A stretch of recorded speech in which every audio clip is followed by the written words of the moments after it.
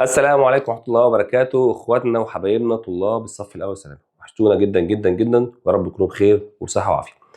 جايين بقى النهارده نتكلم في الدرس الثاني في الهندسة اللي عملتها على المنتجات، درس مهم جدا على فكرة. طبعا احنا خدنا مع بعض قبل كده في المواصفات لحد ضرب المواصفات، واخدنا في المثلثات لحد الدرس الثاني حل المعادلة المثلثية. اما النهارده هاخد معاك الدرس الثاني والاخير تقريبا في الوحدة الاولى هندسة، عشان نخلص كده واحده اولى هندسه، وهيفضل معانا 4 دروس تانيين نقدر ندوس فيهم الفتره الجايه باذن الله. تعالوا بقى نبدا كده مع بعض واحده واحده وكلمه كلمه. الدرس بتاعنا بيتكلم في العمليات على المنتجات ازاي. خليني اقول لك يا سيدي اول حاجه تاخد بالك منها. المنتجه دايما لما كنت بقول لك اسم المنتجه الف عباره عن س وصاد، ومتجه ب س واحد وصاد واحد، ب عباره عن س اتنين، اول حاجه بس كده، وصاد اتنين. ركز معانا كده في اللي انا هقوله دلوقتي عشان كلام في غايه الاهميه، كلام مهم قوي قوي قوي، خد بالك من كل التفاصيل اللي هقولها. وراجل رحت قايل لك انا عاوز منك الف ب، المتجه الف ب. فعلشان تيجي تتكلم عن المتجه الف ب هتقول له ب ناقص الف.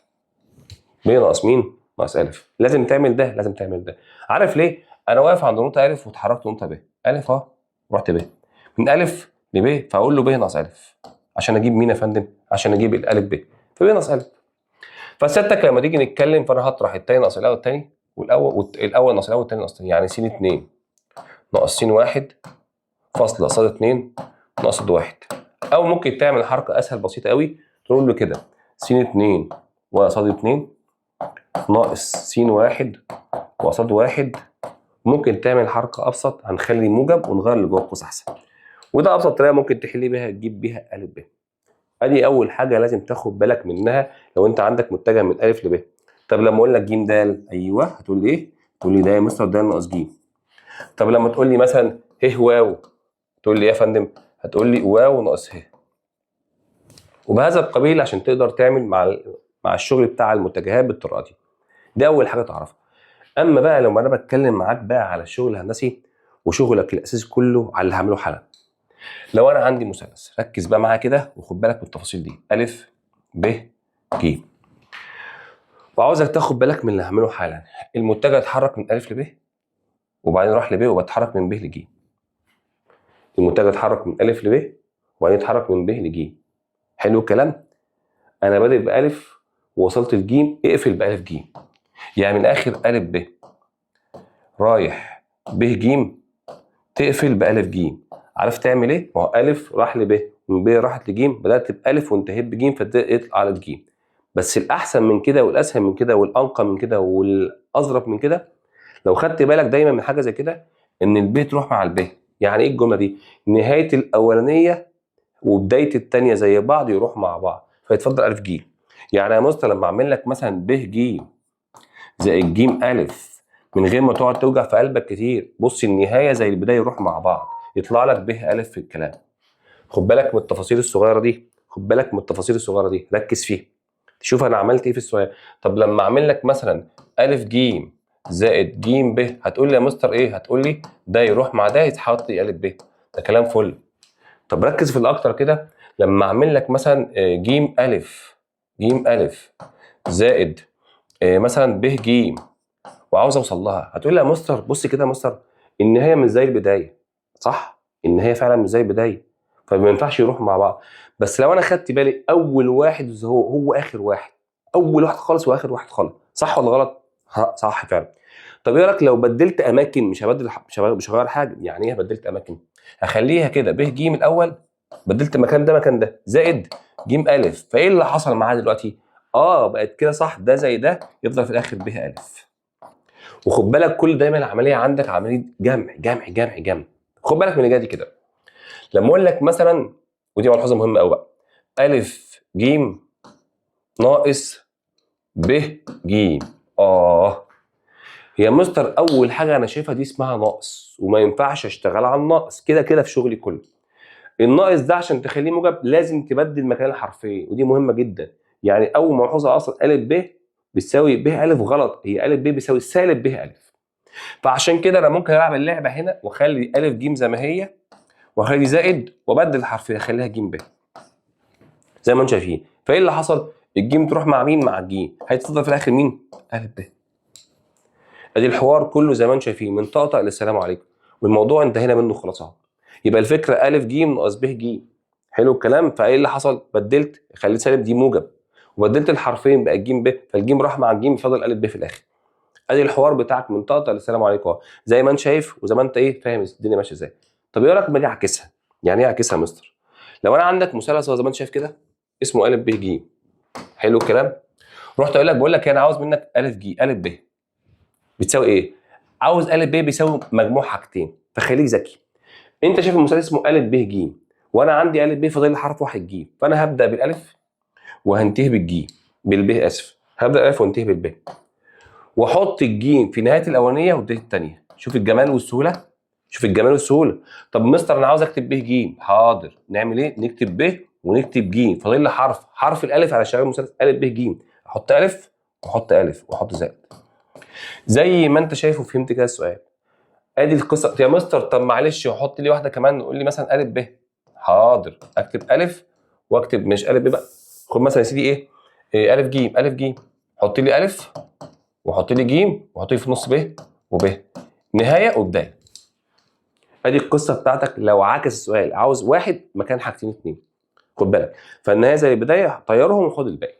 كلام مهم جدا لازم تاخد بالك منه. فدي اول قصه عندك في مين حته في المثلث.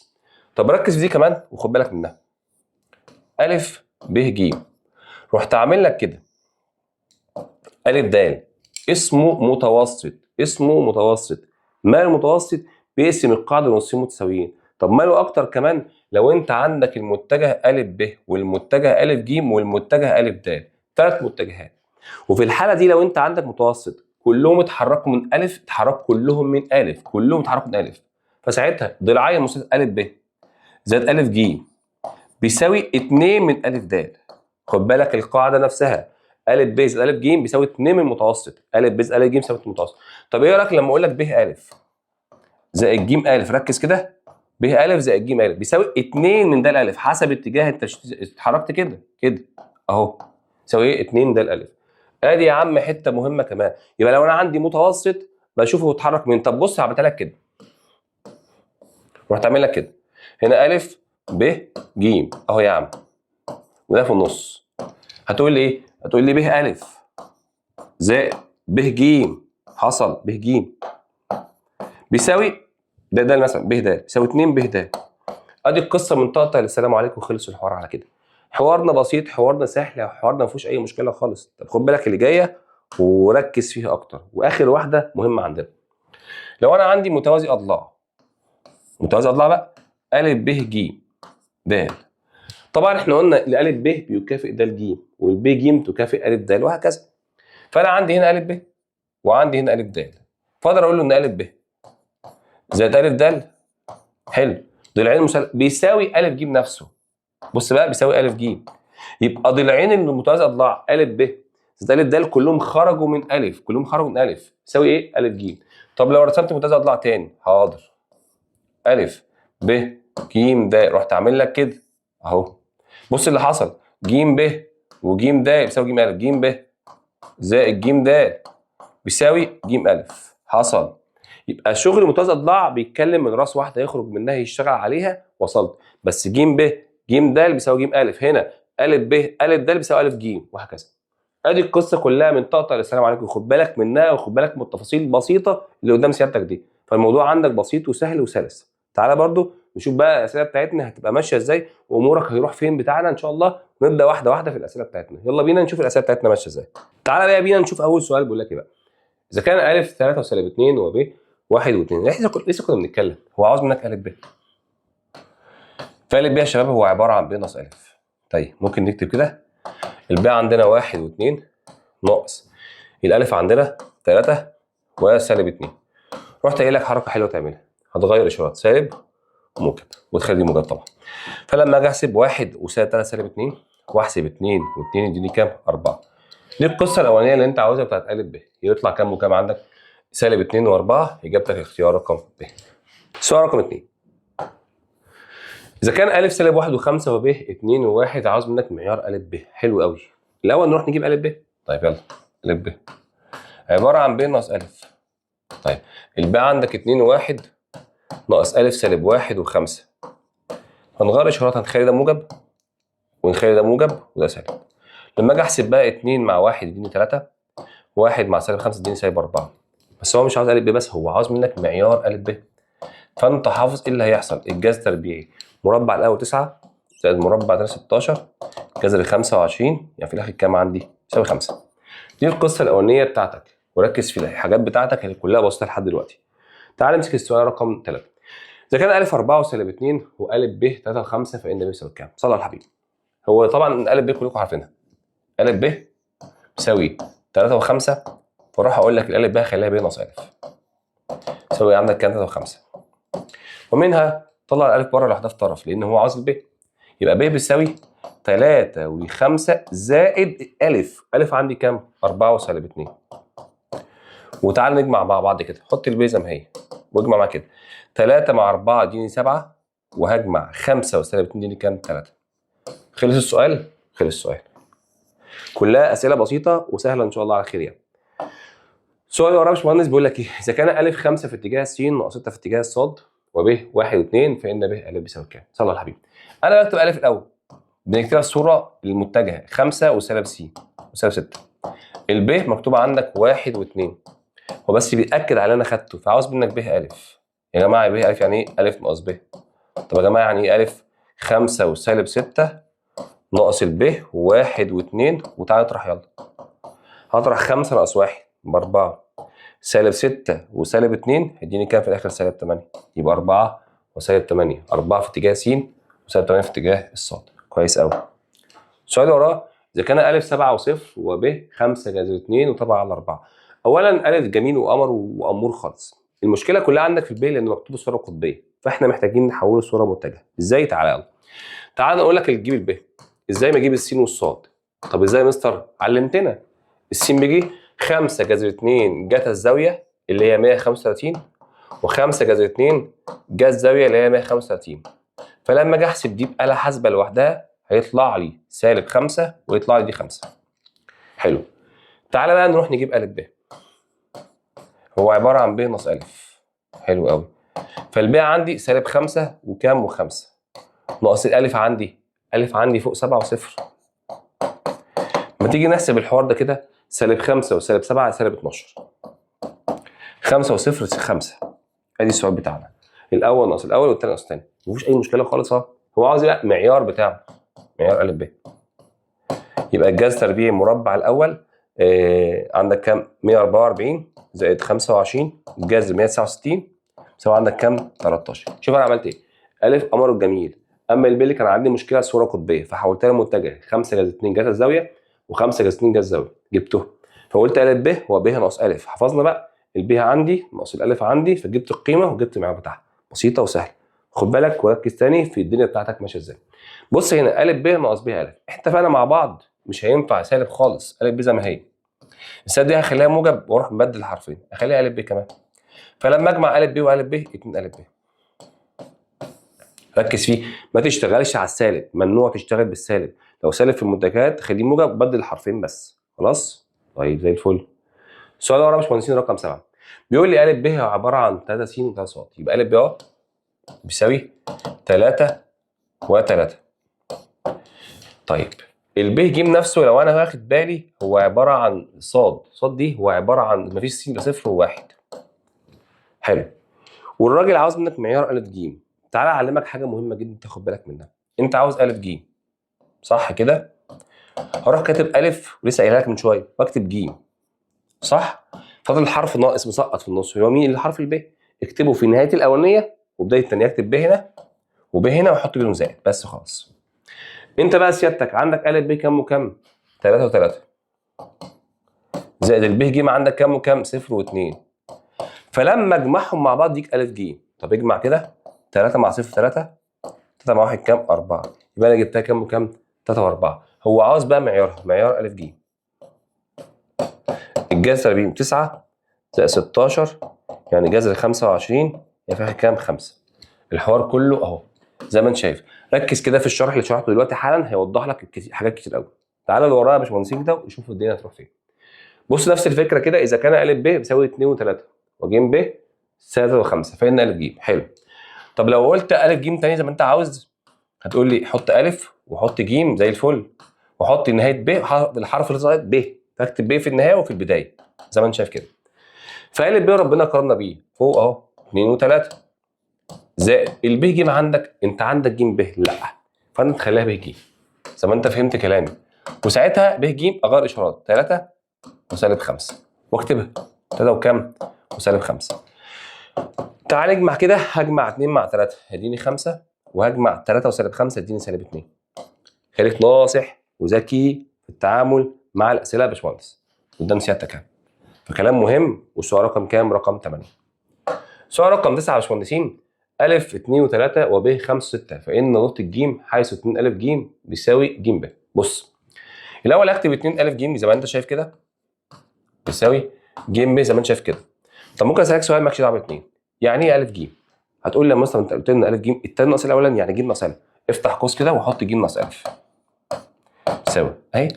طب يعني إيه ج ب؟ تقول لي يا مستر زي ما أنت قلت برضه ب ناقص ج، ب ناقص ج.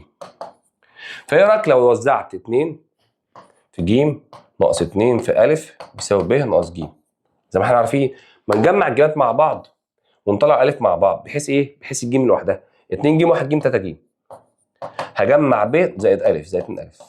كويس قوي. أنت عاوز ج صح، وعاوز ج نفسها أصلا، عاوز ج، حط ج زي ما هي. يلا الب عندي موجودة 5 و6 زائد 2 الأ عندي موجودة 2 و3، هروح أحط ج زي ما هي بتساوي، حط 5 و6 واروح ضارب 2 في القوس يبقى 4 وكام؟ و6. تعال احط ج زي ما هي 5 و4 9 6 و6 12 واقسم يعني ج في الاخر كام عندك؟ 3 و4. ادي الحوار من طقطق للسلام عليكم. وركز تاني في السؤال عملت فيه ايه. طبعا انا عندي 2 ا ج بتساوي 2 ا ج يعني ج ناقص ا، طب ج ب ناقص ج، روح ضارب 2 في القوس 2 ج ناقص 2 ا بيساوي ب ناقص ج. جمعت الجيمات في حته وجمعت الالفات في حته والباقيات مع بعض. عوضت بقى 3 ج زي ما هي، عوضت بالاخ ب وضربت الف في 2 وجمعتهم مع بعض في الاخر وقسمت. ركز في الخطوات واحده واحده. نقول تاني، شوف السؤال بيقول لك ايه. 3 أ زائد ب بيساوي 5 وسالب 2 وأ ب بيساوي 3 و10. بص دي معادله سيبها زي ما هي مش عارف اتصرف فيها.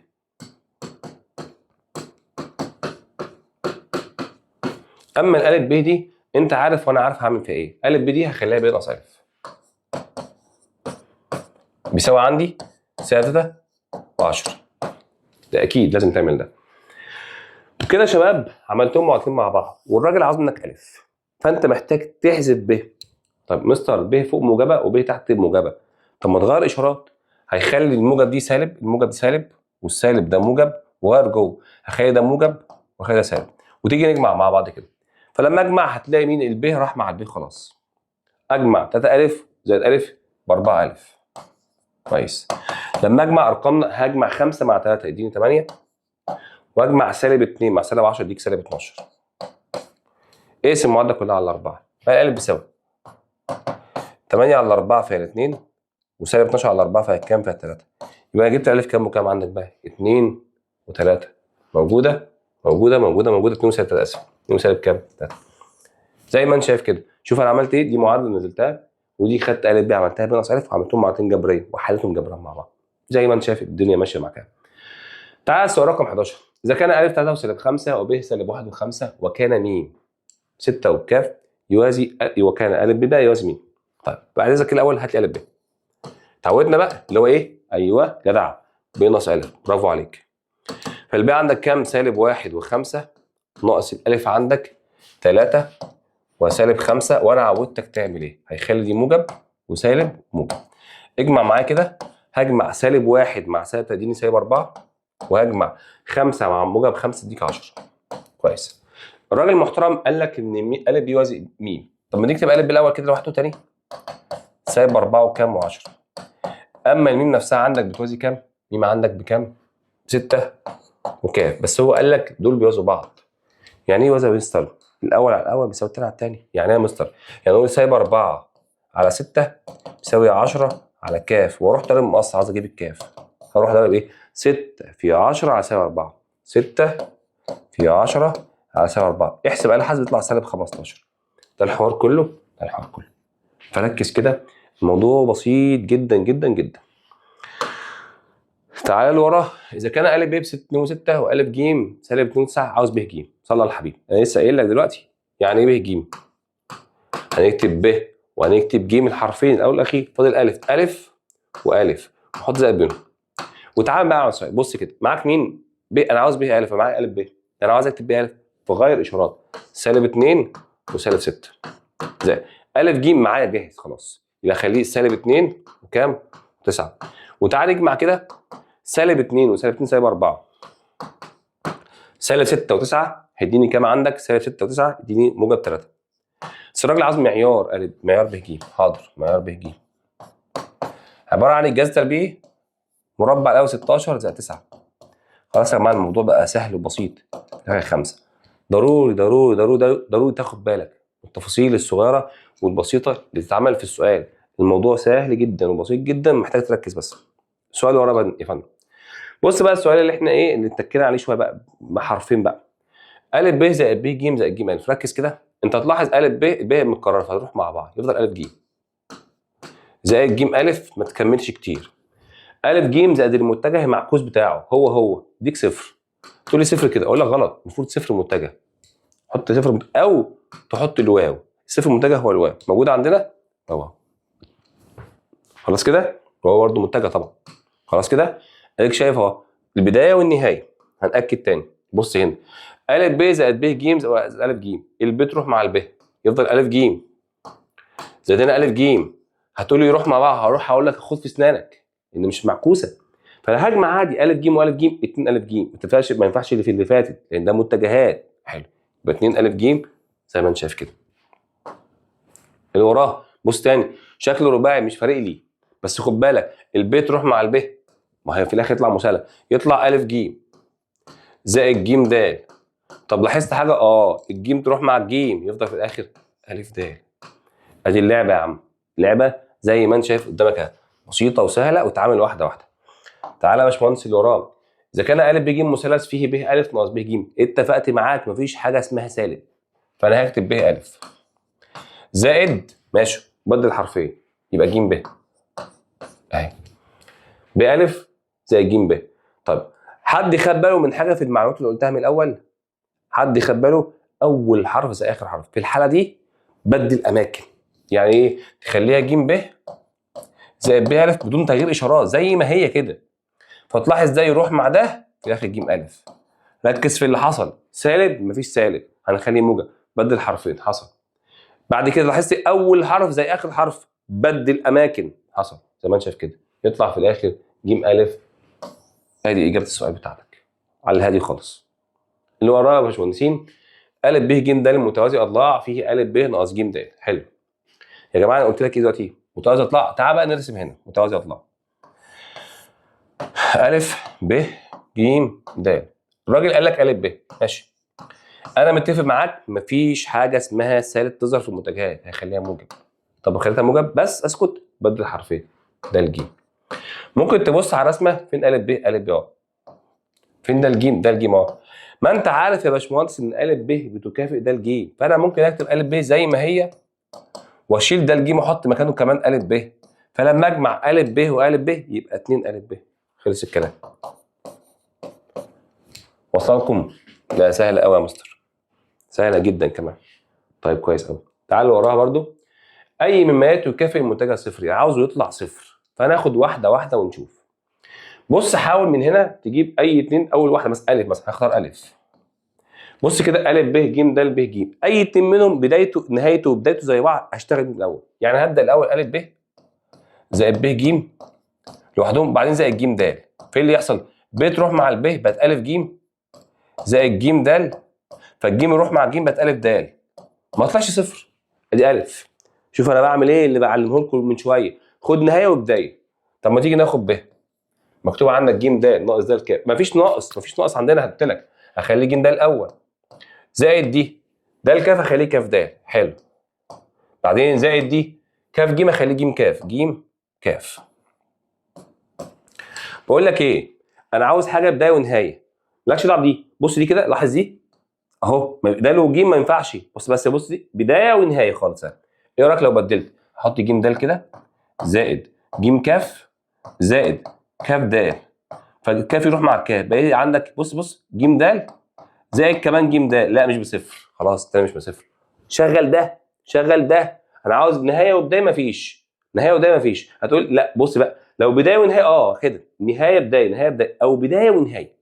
حلو، ده ب. تعال نروح نجيب ج. بص كده، كاف ي حطها، مفيش حاجه اسمها ناقص زائد ده الكاف حصل زائد ي د.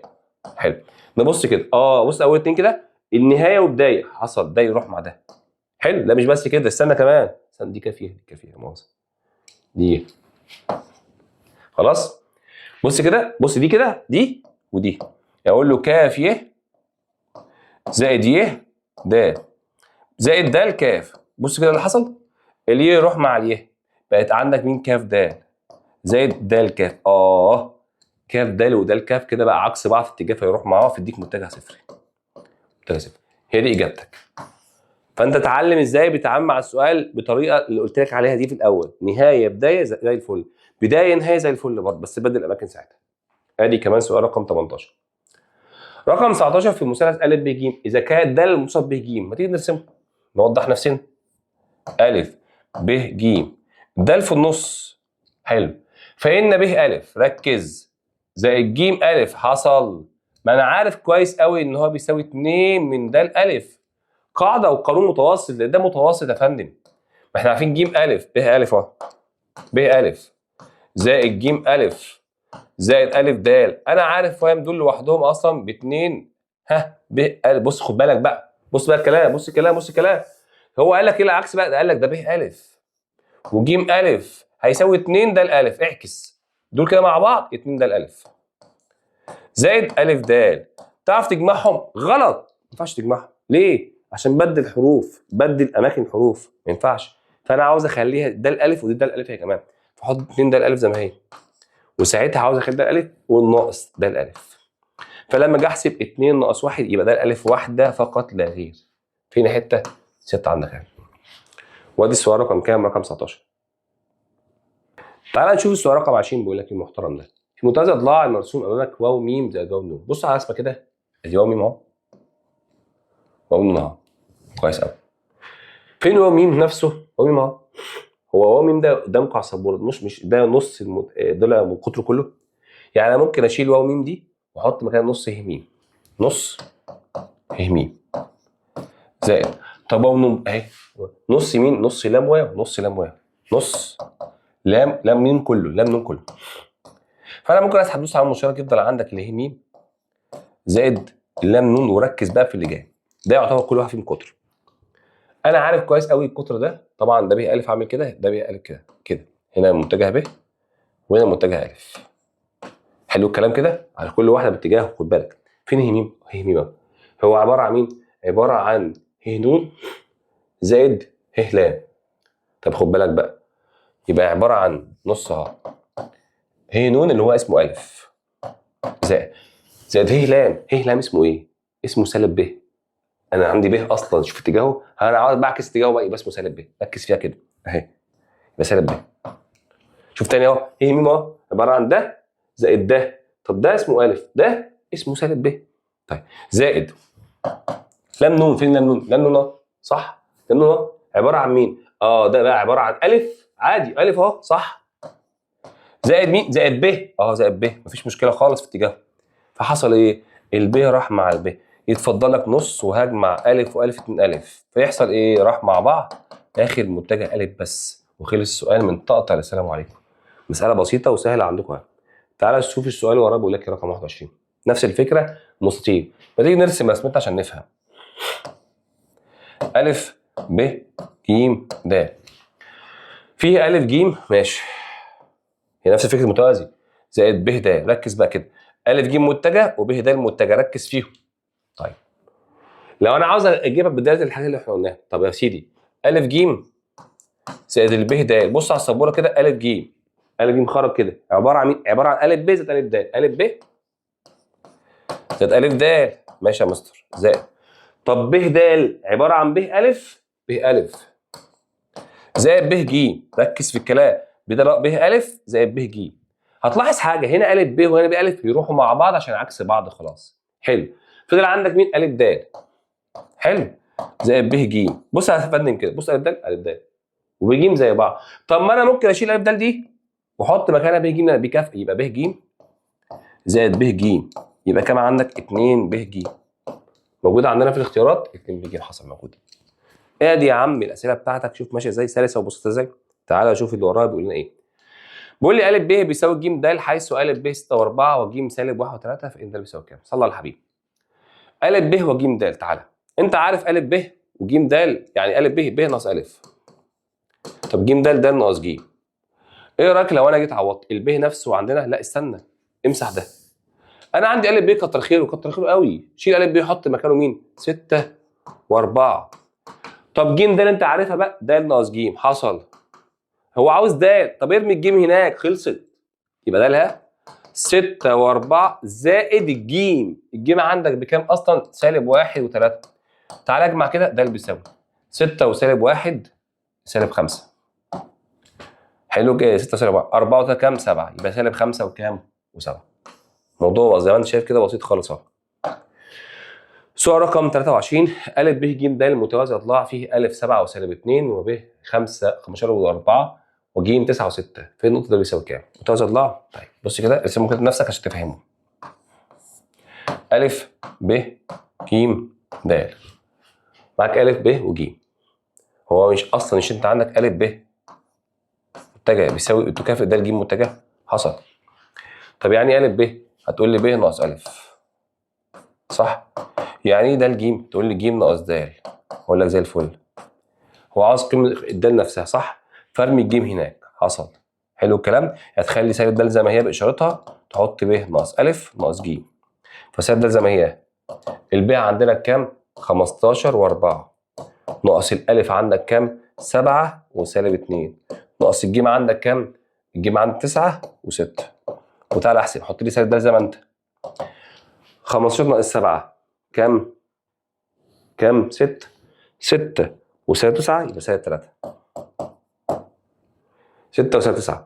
4 ناقص زائد 2 4 وسالب سالب موجب 2 4 و2 6 6 و6 6 و6 بصفر. يبقى ده الرسمي غير اشاره 3 و0 موجود عندنا. نقول تاني نشوف اختياراتك تاني. 15 ناقص 7 كام عندنا؟ 8 اسف 8 ناقص سالب 1 يبقى 1. يبقى 1 وكام؟ 1 و0 موجود عندنا 1 0 اول اختيار عندك اهو. ادي السؤال رقم كام؟ رقم 23. نمسك السؤال اللي وراه 24. اذا كان ا ب ج د ه شكل خماسي د ه زائد ه ا ناقص ب ا، مش فارق لك كتير زي ايه؟ اله يروح مع اله يفضل ده الالف. قلت لك مفيش حاجه اسمها ناقص، هخليها زائد واعملها ا ب. حصل؟ حصل. فالالف يروح مع الف يفضل في الاخر ده ب. الموضوع عندك زي ما انت شايف سلس وبسيط وقمر كمان والله، فركز انت بس فان شاء الله الامور سهله. رقم 23 في الشكل 25 في الشكل المقابل ا ب ج مثلث د مصاف ب ج. حلو. وهي مصاف ا د وا ب زائد ا ج بيساوي قد ايه من ا ه؟ صلح حبيبي بقى. انا عارف الاول ان ا ب زائد ا ج كمثلث كبير بيساوي 2 من ا د، 2 متوسط 2 ا د. حلو قوي. بس انا عاوز دي لسه، فاللعبه كلها في ا د.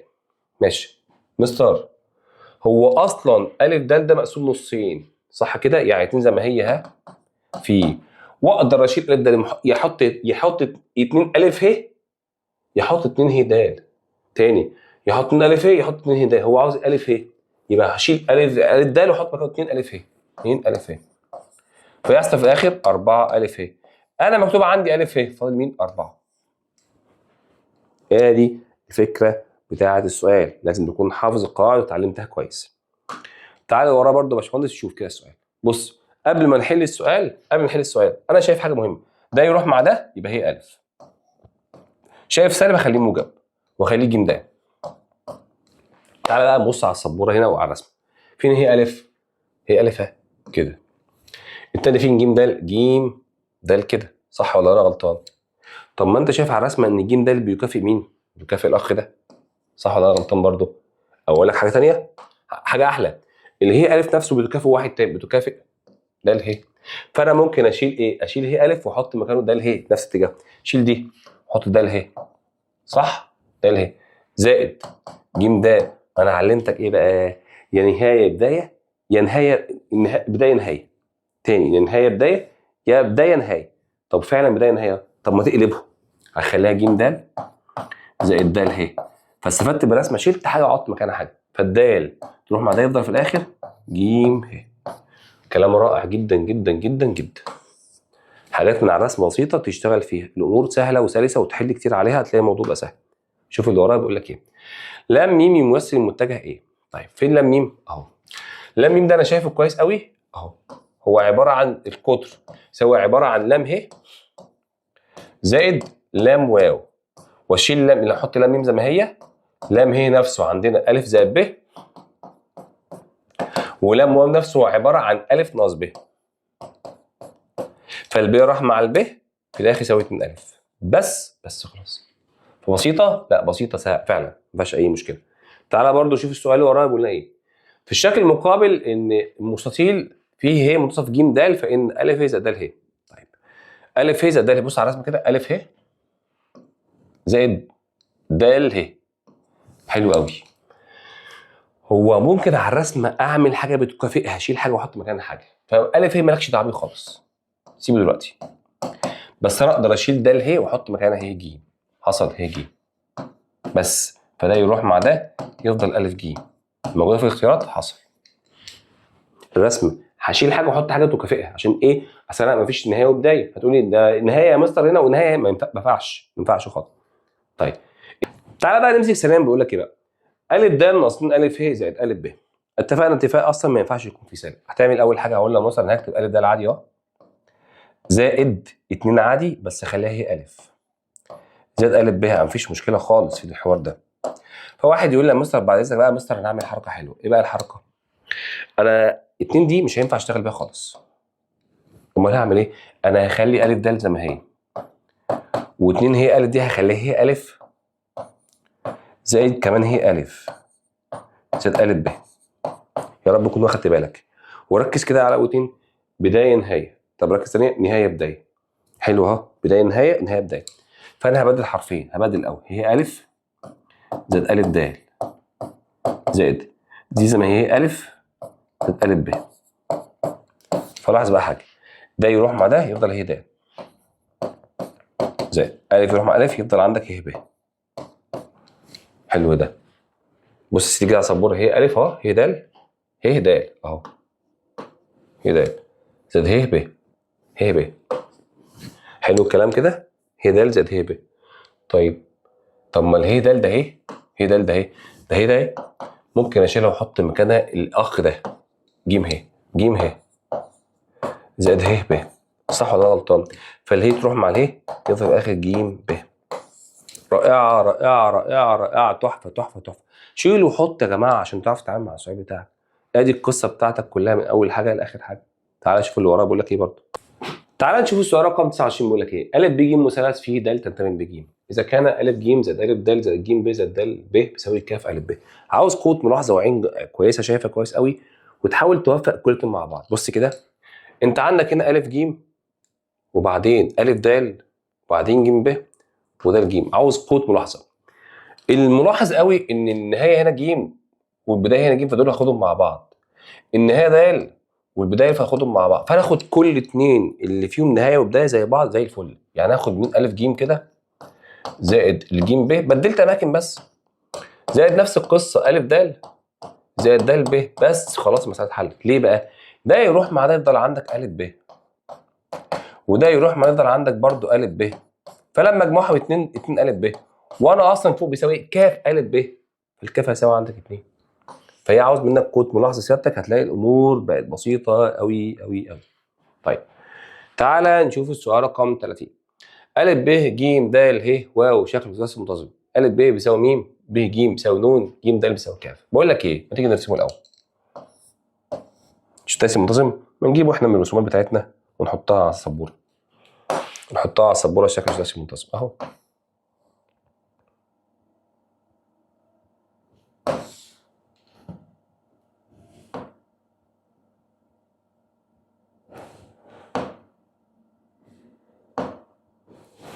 كده زي الفل. الثلاثي عندك مرسومه. تعال نحط حروفنا بقى. نحط حروفنا. الف وب وج ودال وه واو. قال لك ان الاخ ا ب اسمه ميم. يلا يا ميم. والاخ ب ج اسمه نون. ب ج اسمه نون. والاخ اسمه ج د اسمه كاف. اسمه كاف. هقعد الف ه. الف ه هوصل الف ب. طيب حلو قوي.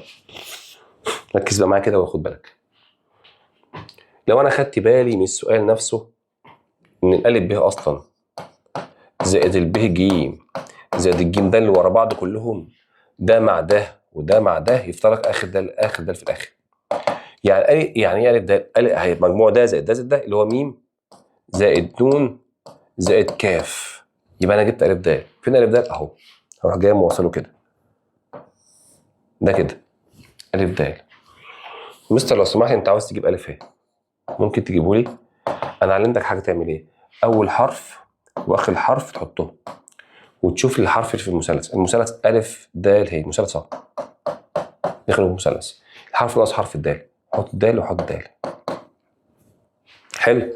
ربنا كرمنا اخر كرم والله. الف د بميم زائد نون زائد كاف زائد د ه. فين د ه؟ د ه اهو.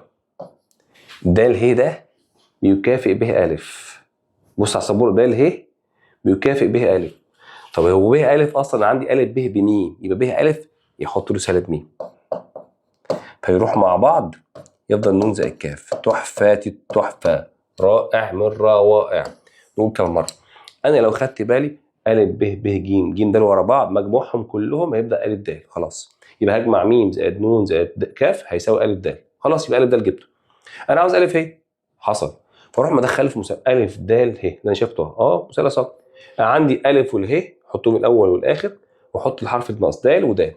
الف د زائد د ه. الف د بميم زائد نون زائد كاف د ه. بص على السبوره. د ه يكافئ به الف وانا عندي الف ب بميم يبقى الف بسالب ميم. عوضت مكانه. سؤال مهم على فكره جدا جدا جدا وسؤال حلو على فكره. سؤال مش صعب. سؤال جميل وسؤال لذيذ. سؤال تعرف تتعامل معاه. تعال شوف اللي وراه. بص نفس الفكره تقريبا شويه. ا ب ج د ه هو ثلاثي منتظم فان ا ب ناقص مش هينفع. ا ب الاول هخليها زائد ب ج. ده اول حاجه. واحط عادي ا واو زائد د ه وبص على السبوره كده واحده واحده. انا خدت بالي اول حاجه عملتها ان الالف هيروح مع الالف خلاص. ب هيروح مع يفضل ا ج زائد ا واو زائد د ه. دي اول حاجه عملتها وخلصت منها. بعد كده اشيل حاجه واحط مكانها حاجه تكافئها. تعال نشوف كده على السبوره مع بعض ايه اللي اقدر اعمله يعني. بص كده على السبوره ا ج اهو. وصلت ا ج وبعدين ا واو. حصل ا واو وبعدين د ه. د ه بعيد عن الحوار اصلا. طب ما د ه ده بعيد عن الحوار اقدر اشيله واعوض مكانه. د ه يكافئ به الف. صح. يبقى انا اقدر اقول له ا ج تاني زائد الف اهو تاني واشيل د ه واحط مكانه به الف زائد به الف يكافئوا. لو انا خدت بالي بص كده بدايه دي هي نهايه دي. بدايه دي هي نهايه دي. فانا اقدر اقول له ابدل. تعالى في الاول كده اقول له به الف زائد الف ج. عاوزه قوه ملاحظه وعاوزه واحد بيحله. الف واو فده يروح مع ده يتحط به ج زائد الف واو. الاثنين مالهمش علاقه ببعض. بص على السبوره دي الف واو عندك اهو. الف واو به ج. فين الحته به ج؟ به ج. حصل. طب بقول لك ايه. طب ما تشيل به ج دي تحط مكانها واو ه بيكافئها. صح ولا غلط؟ شيل به ج دي حط اللي بيكافئ واو ه زائد الف واو. طب ما انت عارف بدايه ونهايه. حاضر بدل. واو الف زائد مين بقى عندك؟ واو الف زائد واو ه. واو الف واو اسف. الف واو زائد واو ه. طيب واو مع واو يفضل الف ه. وده اللي عاوزه. شلت وحطيت وكافئت وعاوزه ممارسه وعاوزه حل في الجزء ده في الاخير بالذات يعني. تعال برضو شوف السؤال ده كده. اذا كان ا ب ج د مصيل فيه م ن عمودي على ب ج والف ج زائد د ب. الف ج ده زائد د ب ده. طيب انا عارف كويس قوي ان الاخ ا ج ده بص كده كويس في الرسم هنا. هتقول لي مثلا ا ب زائد ا د. هقول لك صح. كلام زي الفل اهو. طيب حلو. عاوز تعمل كده. تعال ننفذ. شيل ا ج وحط مكانه ا ب زائد ا د. طب د ب اهو. شيله وحط مكانه د الف زائد د ج. كويس جدا. فسيادتك د الف هيروح مع الف د، خلاص راح الحوار. هيفضل الف ب زائد د ج. وخد بالك من حاجه بقى، الف ب اصلا وده الج الاثنين بيكافئوا بعض. طب ما تشيل ده الج دي وحط مكانها الف ب بقى، يبقى الف ب زائد الف ب هيساوي 2 الف ب، يساوي 2 الف ب اهو. حلو جدا. يساوي 2 ايه؟ الف ب. لو انا اخدت بالي وخدت بالي كويس قوي كمان ان دي في النص وده عمودي، يبقى ده في النص كمان. يعني من الاخر الف ب حط زي ما هي 2 الف ب قد الميم نون مرتين. ادي ميم نون مرتين، يعني في الاخر بيساوي 2 من ميم نون، يعني بيساوي 4 ميم نون. هتبص كده على السبوره حصل. ادي يا عم الاسئله بتاعتك بالطريقه وبالشياكه وبالدماغ شغاله. بس تعال نشوف اللي وراه بيقول لك ايه برده، سؤال محترم. بيقول لي ا ب ج د متوازي اضلاع فيه واو منتصب ا ب وكان ده الواو تقاطع ج ب بيساوي ايه؟ عاوز ده الالف زائد ده الب. فين ده الالف؟ ده الالف زائد ده الب. اصلا في المثلث ده الالف ب ده الواو متوسط، يبقى ده الالف يبقى زائد ده الب بيساوي 2 ده الواو. يساوي ايه؟ 2 ده الواو. حلو قوي. هل موجود 2 ده الواو؟ لا. بس شوف كده بيساوي ده الواو بس، بيساوي الف واو زائد ب واو، الف واو زائد ب واو زائد ب واو؟ اكيد لا. طب بيساوي 2 ه واو، بيساوي 2 واو ه. طيب بيساوي 2 ب ه، بيساوي 2 ب ه. مش عارف. يبقى انا وصلت ده الالف زائد ده الب بيساوي عندك فين يا فندم بقى؟ بيساوي 2 ده الواو. انا بقى عاوز علاقه بقى، مش بيساوي ده الواو اكيد، واكيد مش بيساوي الف واو زائد ايه؟ ب واو. دي كده كده بصفر اصلا. فاضل لك عندك يا اما 2 ب ه دي يا اما 2 واو ه. طب انت شايف ايه يا فندم بقى؟ هقول لك على حاجه صغيره. اولا لو انا واخد بالي من السؤال نفسه يا فندم، بعد ما وصلت للصوره دي بتساوي دي بالتبادل، صح كده؟ ودي بتساوي دي بالتبادل، حلو الكلام. وده بيساوي ده بالتقابل بالراس، ده كده بيساوي ده كده بالتقابل بالراس. هل ده مع ذلك المثلثين متطابقين؟ مثلثين متطابقين عن طريق الزوايا. ساعتها اقدر اشيل 2 ده الواو واحط مكانها 2 واو ه. ليه بقى؟ لان ده بيساوي ده وده بيساوي ده وده كده بيساوي ده كمان. يبقى اذا المثلثين عندك متطابقين بيساوي 2 واو ه. ادي كمان سؤال من الاسئله المحترمه اللي عندك. تعالى السؤال اللي وراه يا فندم بيقول لك ايه بقى؟ ده سؤال على فكره مهم قوي قوي بقى على فكره. بيقول لي ا د زائد ب ج زائد بيساوي ك ص س. بص كده ا د اهو، بص كده ب ج اهو، يبقى عن بعض خالص، بيساوي ك ص س. انا هعمل حاجه حلوه قوي، انا هوصل كده. بص هوصل كده ممكن، ماشي كده، وصل كده. حلو الكلام. انا عاوز ص س. طب بقول لك ايه، الموضوع وصل العكس كده. كده. بقول لك ايه يا سيدي، هو انت ممكن تدخل الف د في مثلث؟ هتقول لي المثلث ده مستر، المثلث ده. طيب وتعرف تدخل الثاني في المثلث؟ هتقول لي المثلث ده مستر. يعني انا اقدر اقول له الف د احط مكانه حاجتين، الف د في المثلث فوق، فاضل له حرف الف د، فاضل له حرف السين، احط س والسين زائد السين ده زائد الحرف الثاني. الاخ الثاني اسمه ايه؟ الاخ الثاني اسمه ب ج. ب ج ما في المثلث اهو، حلو الكلام. طب اقدر اقول له ايه في ساعتها بقى؟ المثلث ده كده انت عندك الب والجيم، فاضل لك حرف س برضه، حط س وحط س. ماشي يا مستر. طب صلي بقى على الحبيب كده، بص على السبوره وقال لك ده بيساوي ده وده بيساوي ده. الف س، بص على السبوره، الف س اهو، واقرا كويس، س د. بص على السبوره الاول، س د اهو، س د اهو، وبعدين ب س اهو، الف س كده، الف س وب س كده، حلو الكلام. ده كده س ج، س ج كده.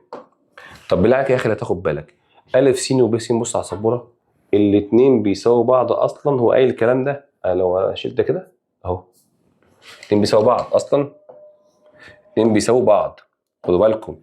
بس عكس في اتجاه، الف س عامل كده وب س عامل كده، فالاثنين يروحوا مع بعض. دي حته مهمه قوي على فكره. هيتفضل لك س د زائد س ج. طب ما س د وس ج في المثلث ده كده بيساوي 2 من المتوسط، بيساوي 2 من س ص. حلو قوي، يساوي 2 س ص. هو عاوز ايه بقى؟ 2 س ص. انت عاوز يا فندم 2 كاف ص س. طب ما انا ممكن اخليها ص س، يبقى سالب 2 ص س. ايوه. طب ما ص س زي ص س، يبقى كاف عندك بيساوي كام؟ سالب 2. فسؤال على فكره مهم جدا وقوي جدا، ولازم تاخد بالك من التفاصيل بتاعته الصغيره. خد بالك يا باشمهندس. حلو يا باشمهندس. بص بقى الاسئله دي تاني كده لذيذه يعني. ا 2 و2، ب 4 وسالب 2، ج سالب 2 و0، د لوحده كام؟ راح قايل لك د ا عمودي على ج ب فان ك بيساوي كام؟ ماشي. تعال نروح نجيب د ا الاول. عارفين اللي هو ا ناقص د. ا ناقص د. ماشي. ا عندي 2 و2 ناقص د عندك 1 وايه وكاف. فاحنا متفقين مع بعض نطرح يا سيدي. يلا 2 ناقص 1 بواحد، 2 ناقص كاف زي ما هي 2 ناقص كاف. تعال نروح نجيب ج ب برضو. الجيم ب ب ناقص ج.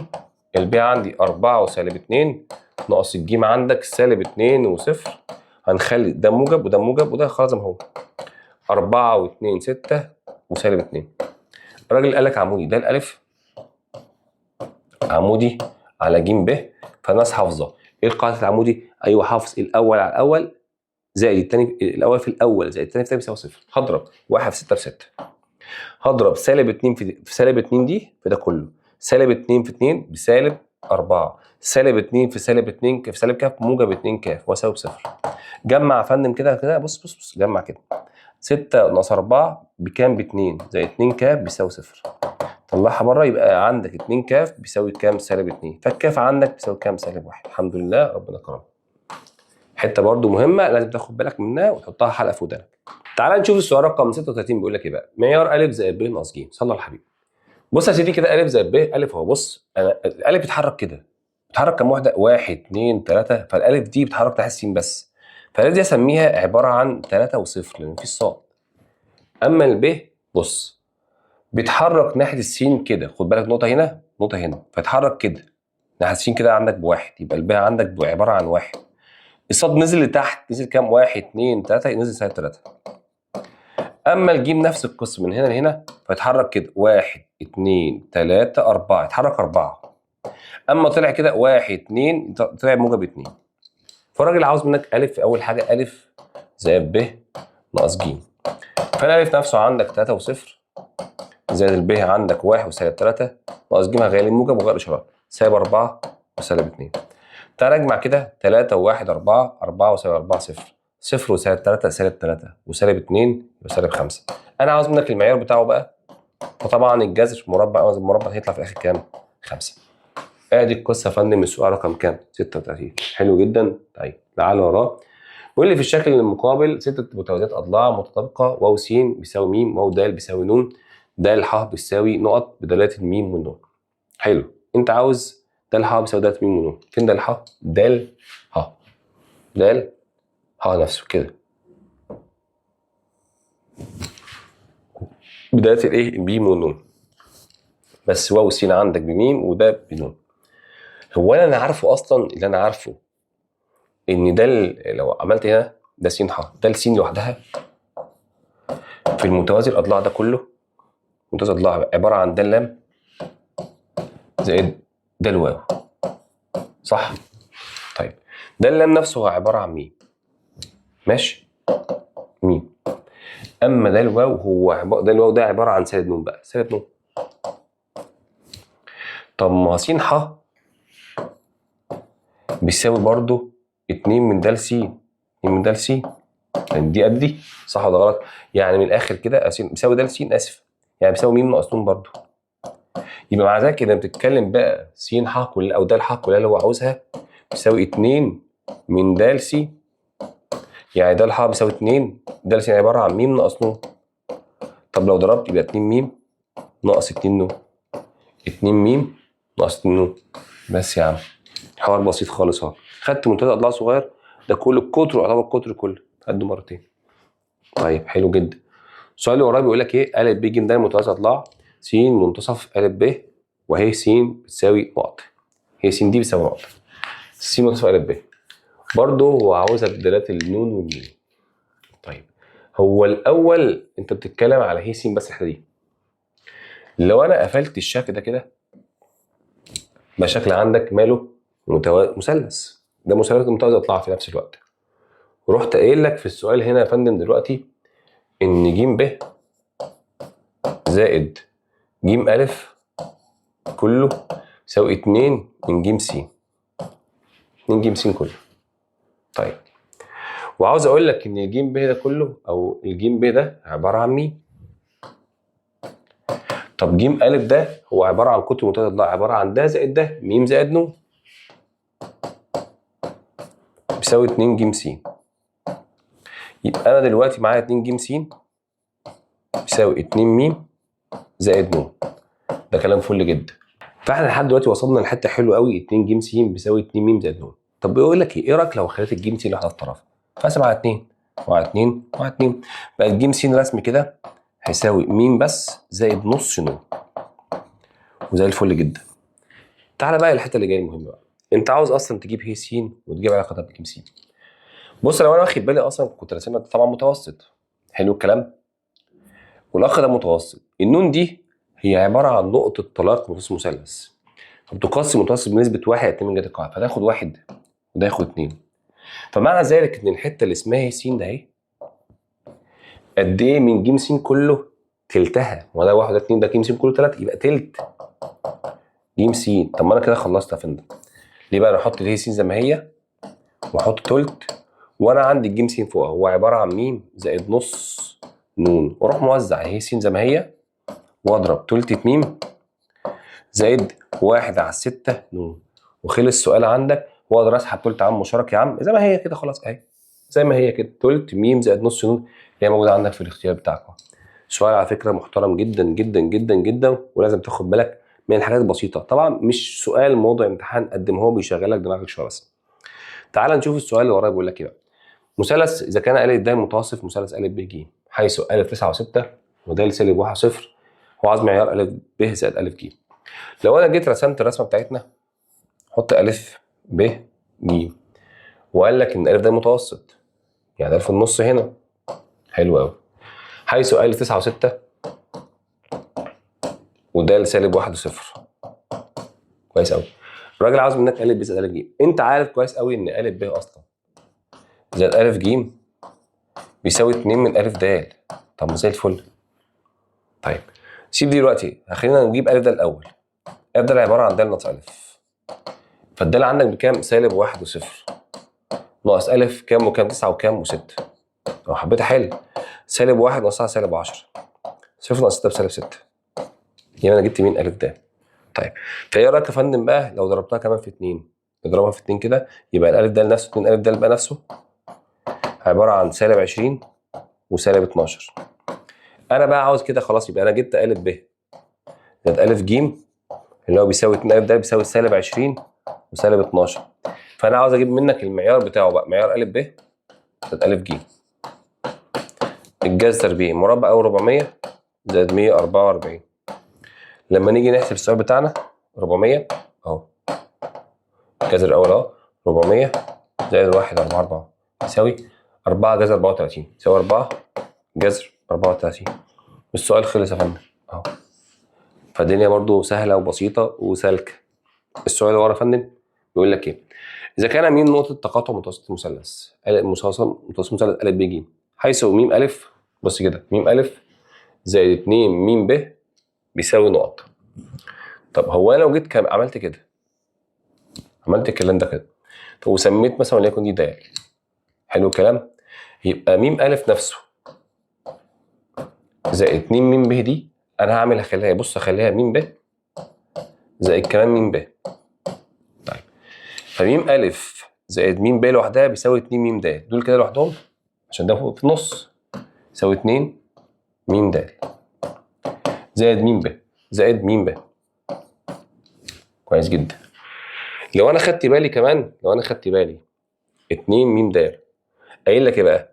طب ايه رايك اصلا دي ده متوسط ده 1 2 لسه قايل من شويه. خد بالك بقى. طب ما م د ده قد ايه من ج م؟ 2 منه او نصه.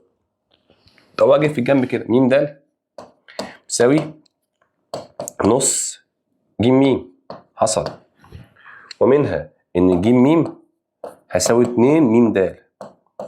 حلو، اشيل ميم جيم ميم دال دي، يبقى ج م دي تساوي 2 م د. طب ما انا اشيل 2 م د ده واحط مكانها ج م زائد م ب، فالميم يروح مع مين في الاخر؟ ج ب. خلص الكلام. هي عاوزه ممارسه، قلت لك الجزء الاخير بالذات بيرخم شويه.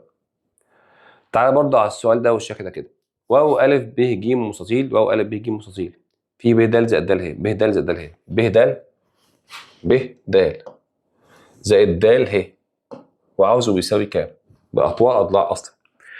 فانا لو انا خدت بالي دلوقتي قلت لك ب د زائد د ه، فلو ضيرت ب د لوحدها زائد د ه كده، فده يروح مع ده يفضل ب ه. وتعالى نرسمه على السبوره، ب ه اللي هو ده كده ب ه. طيب لو انا بقيت خدت بالي اصلا بس ده 4 ده كله وده بواحد، يبقى دي 3 لوحدها. حلو الكلام. هو ب ه عباره عن مين؟ لو انا خدت ب ه خدت الحرف والحرف في المثلث ب ه ج، فاضل حرف الجيم وحرف الجيم. حلو الكلام؟ ماشي. ب ه زائد ايه؟ ج ه. طيب ب ج زائد ج ه، هو ب ج زائد ج ه، ب ج زائد ج ه كمتجه، ب ه عباره عن ب ج زائد ج ه. طيب واحد يروح يقول لي يا مستر طب ما انا اجيب معياره، يعني اجيب الجذر بتاعه. مربع الاول يعني 25، مربع الثاني 9، لو جيت جمعتهم في الاخر هيطلع لي جذر 34 بس، وعاوز المعيار بتاعك. خلص السؤال بتاعك. تعال نشوف برضه غيره بتقول لك ايه. تعال نشوف السؤال رقم 42 بيقول لك ايه. بيقول لك اذا كان ا ب ج ده متضلع ج ا 7 وسالب 3، ج ا ده يا جماعه 7 وسالب 3 هو ده. وقال لك كمان ده ب نفسه، ده ب كمان، ده القطر كله ده ب كمان، ده يبقى معاه ج ا ومعاه ده ب، وده ب نفسه كمان كام؟ 2 سالب 3. وعاوز منك ج د، عاوز منك ج د ده. طيب بقول لك ايه يا فندم كده بعد اذنك، يعني هو الاخ ج ا ده عباره عن مجموع مين زائد مين؟ عباره عن مجموع ج د زائد ج ب. حلو.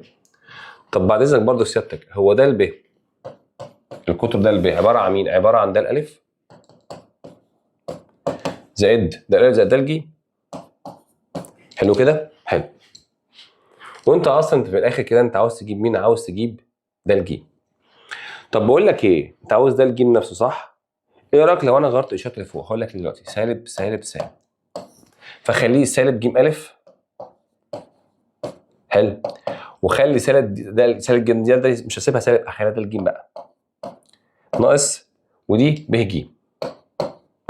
خلاص كده؟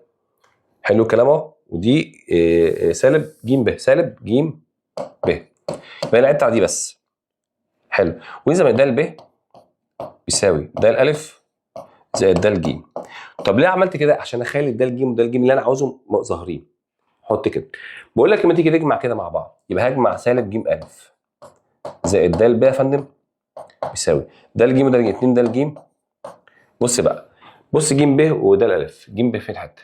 ج ب اهو بس بالسالب، وده الالف اهو، ده الالف زي بعض بس بيروحوا مع بعض، كأن يروحوا مع بعض خلاص. في الاخر احط 2 د ج واخد الجيم الف اللي عندي فوق وغير اشارتها، سالب 7 وسالب 3 زائد د ب عندك تساوي سالب 3،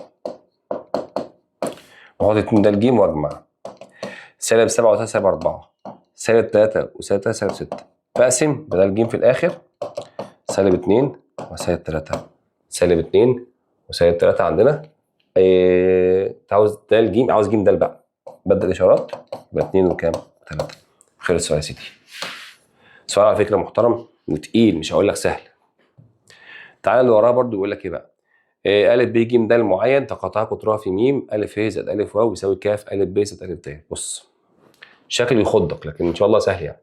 ا ه زائد ا ايه واو، ركز معايا كده شويه. ا ه نجيب ا ه فين؟ ا ه زائد ا واو، ا ه زائد ا واو، ا اهو و اهو، ماله بقى؟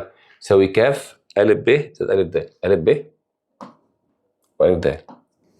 فاحنا عاوزين نجيب قيمه ك دي. طيب بص يا فندم كده، الاول اللي انا فاهمه كويس قوي ان الف ه زائد الف واو، الف واو دي يساوي 2 من الف م، يساوي 2 من الف ب. حلو ده. طيب كويس جدا، عشان ده متوسط في المثلث الصغير ده اهو. طب لو انا خدت برضو الف ب زائد الف د يساوي 2 من الف م. حلو ولا انا غلطان؟ ما فعلا نفس القصه. من الاخر كده دول زي بعض، يعني في الاخر ان الف ه متجه زائد الف هو متجه هيساوي الف ب متجه زائد الف د متجه، اللي هو اصلا عاوزه الف ب الف د جنبها واحد، يبقى في الاخر الكاف عندك بيساوي كام؟ واحد. وده اجابه السؤال رقم كام؟ رقم 43. برضه واحده واحده نبص على اللي بعدها. اللي ورا بيقول لك يلا سؤال رقم 44. ده الالف زائد ج ه زائد د ب زائد الف ج زائد اهي ب على الرسمه. شغل كتير، بس ريح نفسك شويه زي ما علمتك في الاول خالص نهايه وبدايه.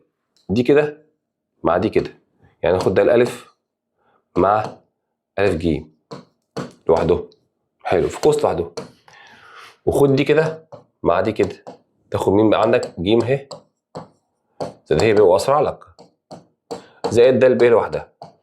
لو اشتغلت على دي يديك د ج، واشتغلت على ده يروح مع يديك ج ب زائد د ب. فطبعا ج هيروح مع ج بقى د ب زائد د ب، في الاخر يساوي 2 د ب. اجابتك اهي من غير ما تبص الرسم اصلا ها، واشتغل الشغل الطبيعي بتاعك الحرف بدايه ونهايه. وبكده اقدر اقول لك خلصنا الاختياري كله. بقى تعالى نمسك بقى الاسئله المقاليه اللي بتاكد الشغل اللي انا قلناه كله وظبط حالك خالص فيه. تعالى واحده واحده وصلح حاجه. اسئله سهله وبسيطه بقى في المقال.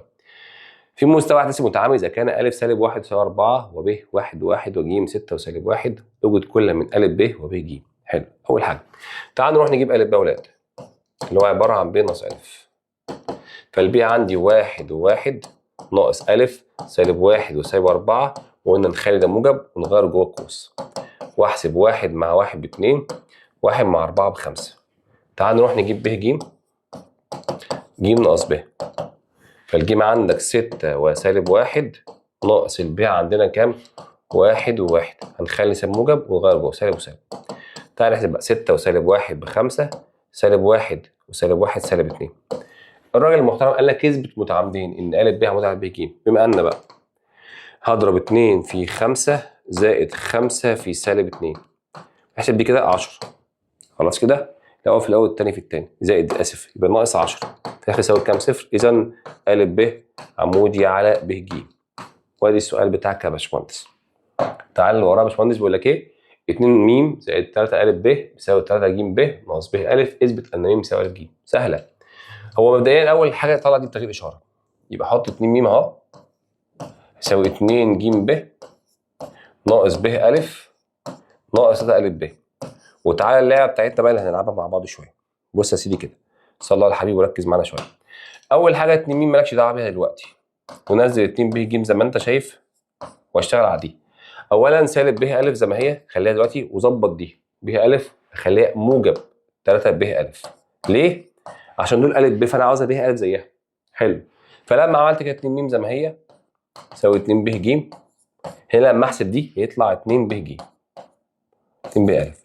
فلما اجي اقسم فالميم نفسها رسمي هيساوي ب ج زائد ب ا. حلو جدا. احنا بقى عاوزين نعمل حركه قمر دلوقتي، حركه قمر دلوقتي، قمر دلوقتي قمر.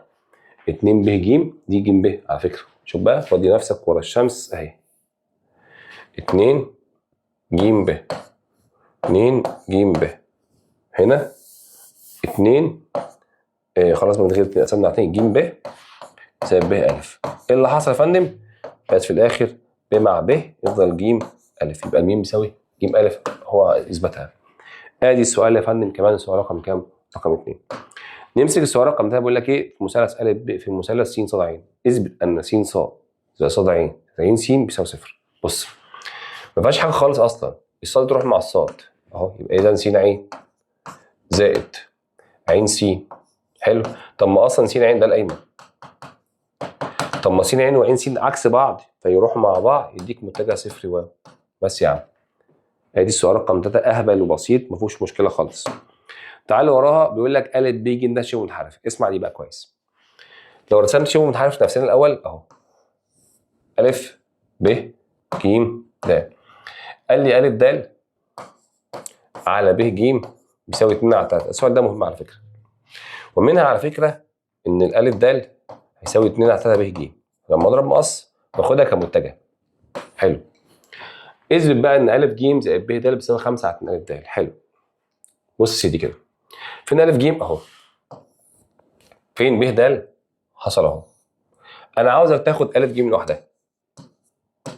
اقول لك حاجه، تعمل لي ا وج زائد ب ود ب ود زي ما علمتك.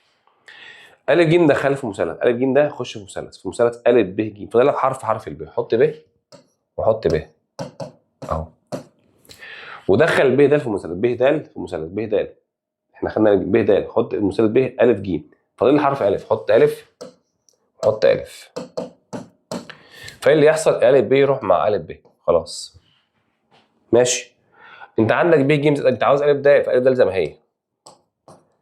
شيل بقى ب ج. هنا ب ج انت كنت جايبها 2 على 3، ا د 2 على 3. لا، ب ج بقى بيساوي 3 على 2. اعكس بقى ا د. فانا اقدر اشيل ب ج واحط مكانه 3 على 2 ا د. ولما اجمع 1 زائد 1 ونص يعني 2 ونص، يعني 5 على 2 ا د اللي هو عاوز المطلوب. ده سؤال مهم على فكره. شفت انا عملت ايه؟ انا خدت ا ج في مثلث، خدت ا ج ا ب ج في ا وج ب وب، بعدين ب د في مثلث ب د ب ود والف والف. بعد كده ا ب راح مع ب ا خلاص، بيفضل ب ج زائد ا د. فب ج نفسه زائد ا د زي ما هي. شيل ب ج عوضت من 3 على 2 ا د، اجمعها يطلع 5 على 2 ا د. وزي ما انت شايف كده السؤال. السؤال اللي وراه ا ب ج ده منتصف ضلع فيه ه منتصف ب ج، ه منتصف ب ج. اثبت ان ا ب زائد ا د زائد د ج يساوي 2 ا ه. طيب لو جيت رسمت الرسمه عشان نفهمها اكتر برضو، ا ب ج د. قال لك ان ه منتصف ب ج، هنا ه، هنا في النص اهي. وراح قايل لك المحترم بقى، قال لك ان ا ب زائد ا د زائد د ج بيساوي 2 ا ه. حصل. هو انا اول حاجه فاهمها كويس قوي اللي عارفها، ان اول اتنين دول مع بعض ا ب زائد ا د. بما ان ا ب زائد ا د هكتبهم اهو، زائد د ج، دول لوحدهم بيساوي ا د ا ج ا ج زائد د ج. طيب انا اقدر اعمل ايه؟ اقدر ابص كده اشيل حاجه مكافئه، د ج شيله وحط مكانه اللي بيكافئه ا ب. يعني ا ج اهو زائد ا ب اهو شلته. طب بص بقى على الرسمه، يبقى ا ج زائد ا ب هيساوي 2 ا ه. خلص الكلام. ادي السؤال من طقطقه للسلام عليكم، مفيهوش اي مشكله خالص، بس محتاج تركز فيه. برضه سؤال من الاسئله المهمه.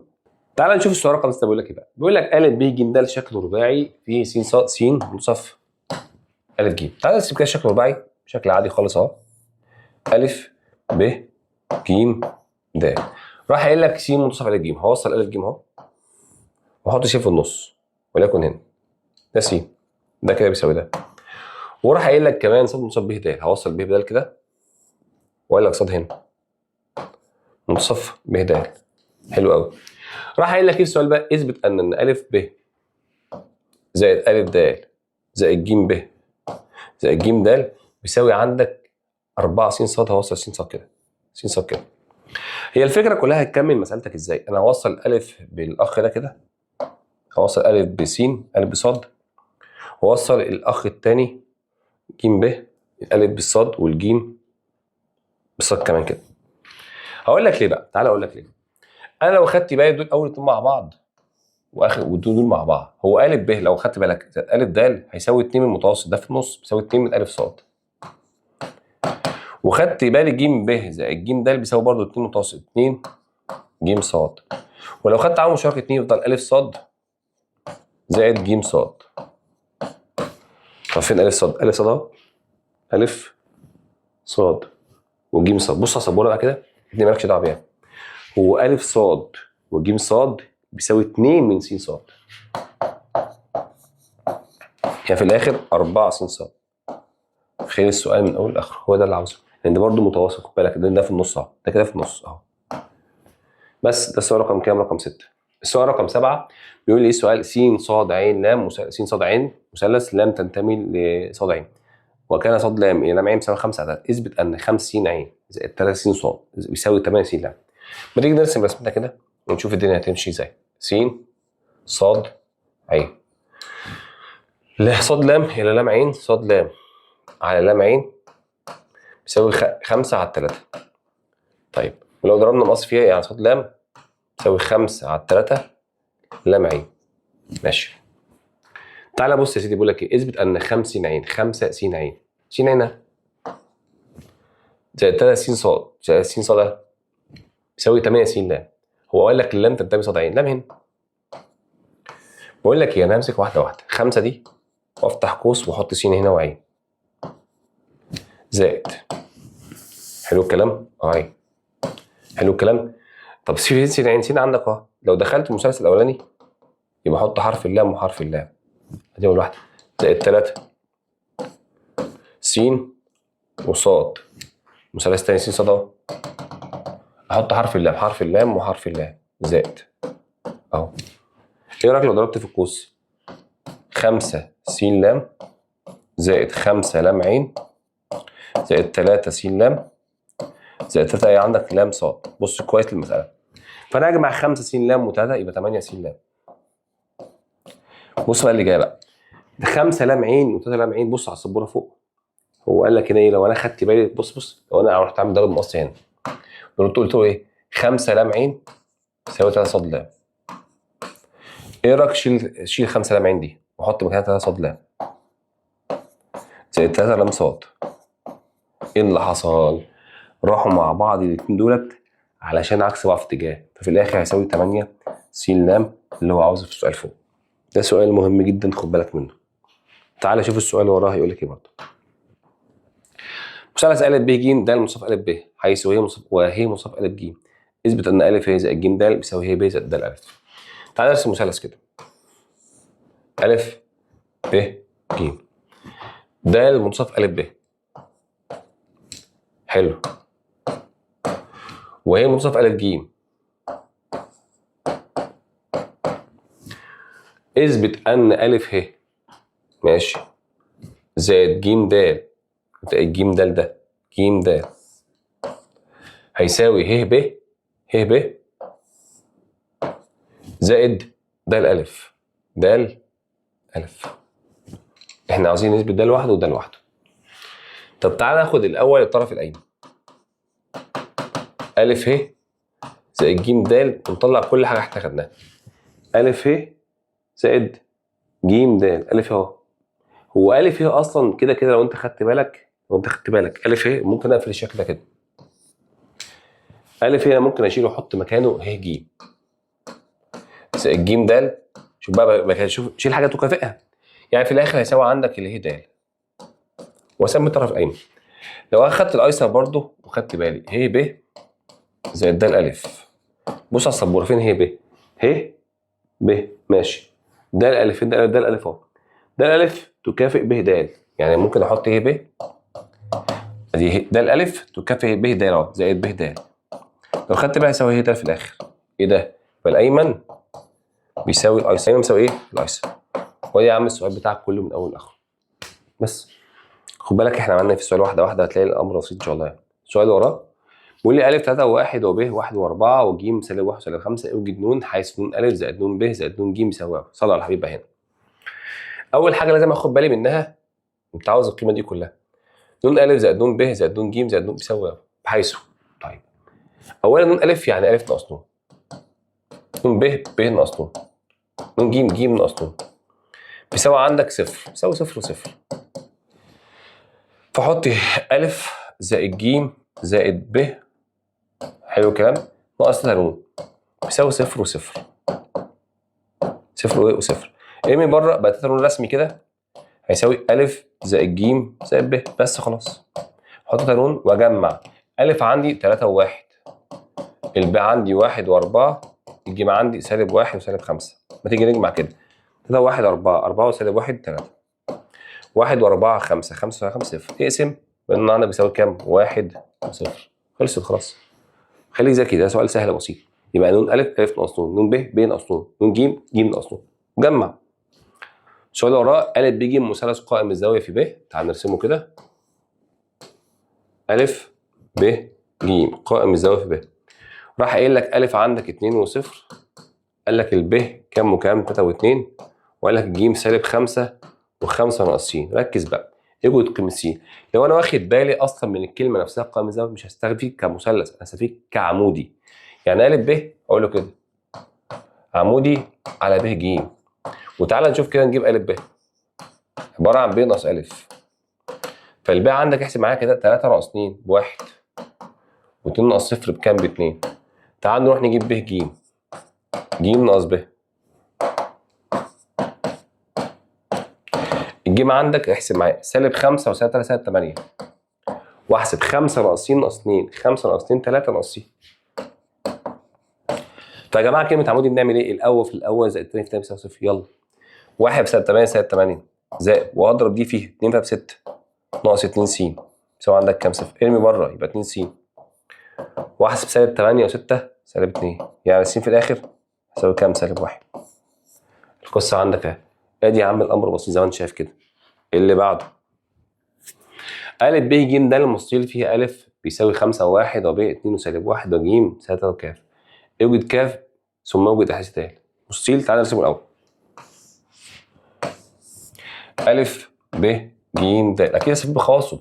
ا 5 و1، الب 3 و2 وسالب 2، الجيم سالب 3 والكاف. الداله احنا مش عارفينها دلوقتي، خليها دلوقتي. اول حاجه انت عارفها كويس قوي ان برضو ا ب عمودي على ب ج، فاشتغل بيها الاول. تعال نروح نجيب ا ب. يلا بينا. عباره عن ا ب ناقص ا، فاحسب 2 ناقص 5 بسالب 3، واحسب سالب 2 وسالب 1 سالب 3. تعال نروح نجيب ب ج. ج ناقص ب. يلا سالب 3 وسالب 2 سالب 5. كاف وغير زائد 2 اهي. تعالى بقى اذا بقى بما ان الاول ا ب عمودي على ب ج، يلا اضرب الاول في الاول 15 والتاني في تاني سالب 3 في كاف سالب 3 كاف. سالب 3 في 2 بسالب 6 بيساوي 0. ارمي بره 3 كاف بيساوي 15 ناقص 6 9. يبقى كاف رسمي يساوي عندك كام؟ 3. بعد ما جبته انا عاوز اجيب الدال. صلى بقى على الحبيب. انت عارف كويس قوي ان د الف او ا د يكافئ ب ج. فساعتها ا د يعني د ناقص ا وب ج ج ناقص ب. فارمي ده بره يبقى د بيساوي ج ناقص ب زائد ا، وعوض د بيساوي الجيم عندك سالب 3 وكاف ناقص الب عندك هتغير موجب وخليها سالب 2 و2 زائد ا عندك 5 وكام و1 هبقى د يساوي سالب 3 و2 وسالب 2. احنا طبعا جبنا الكاف كام؟ 3. سالب 3 وسالب 2 سالب 5 و5 0. 3 و2 5 5 و1 6. يبقى في الاخر كام؟ 0 6. وكده يا باشمهندسين اقدر اقول لك انا خلصنا الدرس بتاع العلامات على المتجهات بكل التفاصيل، بكل الافكار، بكل الافكار الرخمه وكل الافكار الكويسه. بس الافكار الرخمه دي هي بيشغلك دماغك، مش موضوع امتحان قد ما هي بيشغلك دماغك بس. مش هقول لك غير كده. ربنا يكرمك ويكرمنا جميعا. حاول تحل اسئله تاني لوحدك عشان تعرف انت اخطات في ايه، او تدرب نفسك عليها في الحل اكتر من كده. يلا اشوفك على خير حسنا ان شاء الله. السلام عليكم.